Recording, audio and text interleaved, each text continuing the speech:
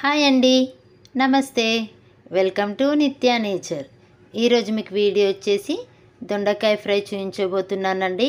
ఈ పొడి వేసి చూడండి, సూపర్గా వస్తుంది. ఒకసారి ట్రై చేయండి. ఇంకా మనం లేట్ చేయకుండా వీడియోలోకి వెళ్దాం.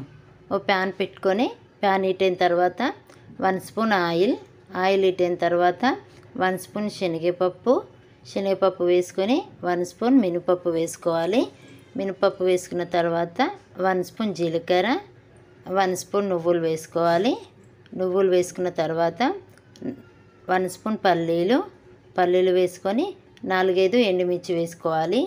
ఎండుమిర్చి కొంచెం కొబ్బరి కూడా వేసుకోవాలి. చిన్న కట్ చేసుకున్న కొబ్బరి ముక్కలు వేసుకోవాలి. ఇలా వేసుకొని సిమ్లో పెట్టి వేయించుకోవాలి. ఇలా వేగుతున్నప్పుడు 1 స్పూన్ ధనియాలు ఇవి వేసి కూడా కొంచెం వేయించుకోవాలి. ఇలా వేగిన తర్వాత 4-5 వెల్లుల్లి రెబ్బలు వేసుకోవాలి. ఇలా వెల్లుల్లి రెబ్బలు వేసుకొని స్టవ్ ఆఫ్ చేసుకుంటే సరిపోతుందండి. ఇలా ఇవి కొంచెం చల్లారనివ్వాలి. ఇలా చల్లారిన తర్వాత ఇది మిక్సీ వేసుకోవాలి. ఇప్పుడు మిక్సీ వేసుకుందాం. ఇలా పౌడర్ చేసి పక్కన పెట్టేసుకోవాలి. ఇప్పుడు అదే ప్యాన్లో 1 కప్పు ఆయిల్ వేసుకోవాలి. ఆయిల్ హీట్ అయిన తర్వాత 1 స్పూన్ ఆవాలు, 1 స్పూన్ జీలకర్ర, కొంచెం కరివేపాకు వేసుకోవాలి.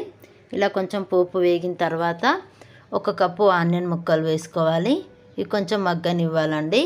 ఇలా మగ్గిన తర్వాత ఇక్కడ నేను 1 పావు కిలో దొండకాయలు తీసుకున్నాను. ఇలా సన్నగా కట్ చేసి వేసుకున్నాను. ఇలా కట్ చేసుకున్న తర్వాత ఇలా వేసేసి చిటికెడు సాల్ట్ వేసి మూత పెట్టి మగ్గనివ్వాలి. ఇప్పుడు మూత పెట్టి ఒక 5 మినిట్స్ మగ్గనిద్దాం. 5 or 10 మినిట్స్ లోపు మగ్గిపోతుందండి. ఇలా మగ్గిన తర్వాత 1 స్పూన్ కారం, 1 స్పూన్ సాల్ట్ వేసుకుంటున్నాను. మీరు మీ టేస్ట్కి సరిపడా కారం సాల్ట్ వేసుకోండి.